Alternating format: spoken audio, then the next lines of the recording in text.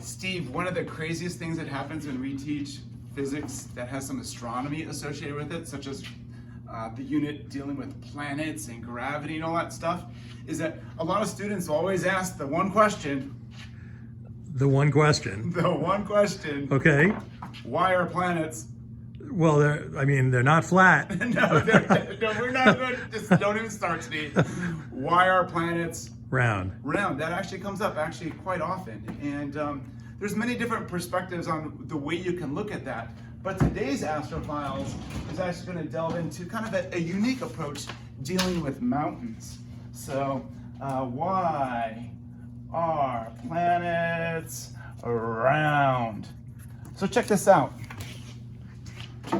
Mountains. What the heck is a mountain? Well, here I got. Come on, so you know you want to do it. Yeah, my kids like to play in mud. Yeah. So, I'm old enough to be your. No. Ooh, ouch. So, anyways, so check this out. If you want to make a mountain, okay, so you just got this material and you build it up. But what's kind of interesting is if you try to build a really large mountain, a problem starts to occur. What do you see happening to the dirt as I pile more on? Oh, look, it's all flowing away. It's all flowing away, exactly. What's happening is the weight of this mountain is being pulled down and it's actually crushing the supporting material, causing it to flow. So the mountain can really only get up to a certain height. Now that's real goopy mud. But yeah, well, for the purposes of this demonstration in the classroom, we're using goopy mud. But on Earth, it's really a combination of two rocks up towards the crust. What are those rocks, Steve? Well, the Earth's crust, right? And everything's sitting on top of the Earth's crust. Is that what we're talking about? Yeah. Right, all right. So we got basalt and granite. Granite. Those are essentially the two main components of the upper layers of Earth's crust. We're not going to get into all the layers of the Earth in this Astrofiles, but just a rough approximation, basalt and granite. So as I build this up, the mud, I can actually do this in the classroom because the classroom's not that tall. But if I was doing this with basalt and granite, guess what? That would be much taller than I could make. I guess with enough mountain, then even a regular rock will kind of flow like and squish. Exactly. At some point, you're going to have enough crushing pressure to actually push that rock, causing it to almost like crumble per se, and it's not going to be able to support the mountain. So, check this out. Oh. Anyways, nice. So I know. Anyways, so what we're gonna do is we're gonna take a mountain. What's the basic shape of a mountain, geometrically speaking? If you wanted to approximate it, it's kind of a cone. Yeah. So here we go. We're gonna have this mountain, and cone has a geometric shape where it has a height and it's got the base of a circle. And what we're gonna do is, like with this mud, is we're gonna place that onto a supporting material. And that supporting material creates a pressure. So we have a crushing pressure that pushes up. And what's creating the force that's gonna cause this to get pulled down? That's all gravity pulling down all that stuff in the mountain. And that's what happens when we teach our students, is that we ask them why our planet's round, and their knee-jerk reaction is one word. Right, they just say gravity. Gravity. Oh, that's why. I understand it. Yeah, it's the difference between getting like a multiple choice question right versus actually getting an explanation. And exactly, absolutely perfect. So what happens is, we are going to use gravity today because it is an important thing, and it's great that the students recognize that there's this force out there that might have an influence on this. But how does gravity play this role? Well, what it does is it creates a force pulling down, and the crust is creating a supportive force, which is in response to that. And at this interface, those two pressures, when you have a maximum height, essentially are in equilibrium. So here starts our derivation. So we can say that the crushing pressure of the rock that is supporting is equal to the pressure at the mountain base. Okay.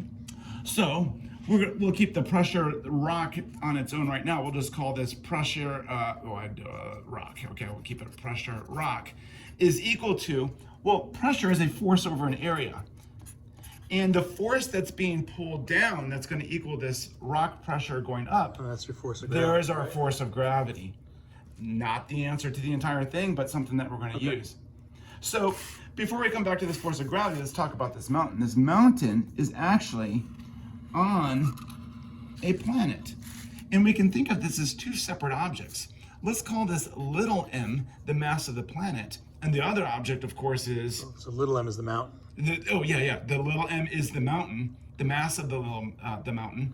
Whereas if I did a big M, that would be the mass of The whole planet. the whole planet. Okay, gotcha. One of the things that happens in our physics classes is that students will always think that the distance between these is 0, but that's not the way gravity works. You can think of this as an individual object separated by the radius of the Earth to the other object. So there's actually a separation between these two, even though when you draw them, the mountain sits on the surface of the Earth. Yeah, Newton's law is always the distance between centers of mass. Exactly. So when I come back to the derivation, I can plug this in and I can say, well, the rock crushing pressure is the gravitational equation, which is G, little m, large M, all over the radius between them squared, with big G being the universal gravitational constant. Okay, so that's Newton's law of universal gravitation. This is Newton's universal law of gravitation. So this is the gravitational force between the mountain, the Earth, separated by the distance, the radius of the Earth, and then we throw in a constant to make sure everything works out. Now, we solved this area, so I'll throw the area in here, but what is the area? That was a circle at the base of the mountain. We're approximating it as a cone. So that would be the area of a circle? Yep. So we'll throw in pi R squared. But it's not the same r, so we'll use a little r squared, which is the base of that cone. Right. So right now we have an equation dealing with the pressure that supports this mountain right here. But what we want to try to extract is how tall can this mountain get? So we got to get this h dealing with this in some fashion. Well, the way we're going to do that, first of all, is we're going to look at the density of the mountain in regards to its mass and volume. So if I come back here, we could say density, in physics a lot of times we use the Greek lowercase rho, is equal to mass over volume. Well, so if I rearrange this, the mass of the mountain is actually equal to density times volume. So I'm going to bring that all the way down into here and simply just do a substitution in for the mass of the mountain. And what I get is the gravitational constant multiplied by the density of the mountain, multiplied by the volume of the mountain, still multiplied by the mass of the Earth, divided by pi r squared, capital R squared. Okay. But we still don't have h. Right. Oh, that'll come in the volume term. That will come in the volume term of the cone. So it's a little rusty since I took geometry, but the volume of a cone equation, volume of a cone, I'll call it, is equal to pi r squared h all over 3. Okay. So essentially it's the 1/3 of a volume of a cylinder with that same base, but we're not extruding that base all the way up because it goes to a cone. Okay. I'm sure that there's some fancy calculus that can derive that, and that's Yeah, we don't need that. that's for another file. So anyways, so believe it or not, I'm gonna bring this equation all the way down into here. I'm not exactly sure if this is the best idea. I keep trying to find some dry spots, but what we get is the pressure of the crushing pressure of the rock is equal to G times rho times the volume of the cone, pi r squared h all over 3 pi r squared capital R squared. You still got a mass of the Earth you have. Oh yeah, mass of Earth. Yeah, thank you, mass of Earth. There we go. That's today's Astro Files. That's beautiful. That's a piece of cake, right? We are set. I see some stuff that's going to divide out of that. Yeah, we can throw out the pies. And what's remarkable about this is you actually get rid of the base area of the mountain, so to speak. Oh, that's kind of the interesting. radiuses are gone. It doesn't matter how much this actually distributes over. What matters is going to be the height. But what's kind of cool about the equation now is that I know there's a lot of terms. let me just do a quick rearrangement. I'll throw that up in here. This is the last spot that it looks like is the dry. last dry spot on So the height of a mountain is equal to 3. Oh, you're just rearranging. I'm just rearranging the equation. Okay. So 3 times capital R squared times the base, the pressure of the rock, divided by, and I divide everything to the other side, the gravitational constant times the density of the rock times the mass of the Earth. So what we get is a fairly simple looking equation that determines the height of a mountain at its maximum based upon the simple relationship: how much pressure can this supporting material support or allow to work with the pressure of gravity pulling the mountain down. If this pressure is really, really low, the mountain's gravity is going to pull it down. However, if this is, watch this, if I make this, I get rid of all of the liquid in here, I can actually build a taller mountain because that crust is able to support that greater height. So it really comes down to how tall can a mountain be? And it's based upon something that we know for a planet, such as its radius, the gravitational constant, the mass of the planet, and then the crushing pressure and the rock density. Okay. So the crushing pressure of the rock and the rock density. And those are based on the properties of the actual rock that The it's made of. basalt and granite. So if I write the equation just nice and large, H is equal to 3 times capital R squared. I actually did this so we could see it a little bit clearer, but that really didn't work out that well. Let's try it like this. H is equal to 3 capital R squared times the pressure times divided by G, the density times the mass of the planet. So you might be asking, well, what do you do with this equation now? Yeah, we're supposed to be talking about why the Earth is round, and we're talking a lot about mountain heights. Well, because if planets aren't round, they're going to have projections and things sticking out of them. And so it's important to understand just how round a planet can be in terms of how tall mountains can get in regards to the spherical nature of what that mountain is on. So there's actually a couple of equations examples that we can look at. I actually ran this through a spreadsheet with the planets like Mercury, Venus, Earth, Mars, Pluto, and Comet Halley. And examples such are, what I'm using, if you're kind of curious, is that the density of a rock is 2,750 kilograms per meter cubed. And the rock crushing pressure I'm using is equal to 100 million Pascal or newtons per meter squared. And that's like information that's just available from geology sources about basalt and granite. Yeah, with a little averaging done. Okay. It's hard to get exact pinpoint things here. Keep in mind, this is all a first order approximation. Okay. So 100 million newtons per meter squared and 2750 kilograms per meter cubed is what I did this analysis with. And what's remarkable about it is that, like for Venus, Maxwell Mount, one of the tallest mountains on Venus, it's from sea level is about 11,000 meters tall, but our calculation shows that it should be about 12,000. I mean, that's So not that it should be, but that it could be. correct. Okay. But those are fairly close. They are really close. So the highest possible mountain on Venus is just over 12,000. And we have something at 11,000. And there is a mountain that's at 11,000. Yeah. That's cool. On Earth, it can kind of get wishy-washy in terms of definitions of mountains, but let's just go with Mount Everest. From sea level, it's about 9,000, whereas our calculation shows it should be about 11,000. Oh. So those are somewhat comparable. That is cool. It's a little bit, Mauna Kea, some people might define as the tallest mountain on Earth from not sea level, but from the supporting crust, and you can see that's even closer there. Right, the maximum possible is a little over 11,000, and Mauna Kea is just over 10,000. And Olympus Mons is the tallest mountain in our solar system. On Mars. And Olympus Mons is 2.5 times taller than Mount Everest, so it's like 23,774, but our calculation shows 29,000. Wow, so it works. It works for 3 planets. Okay, it works for Earth and Venus and Mars.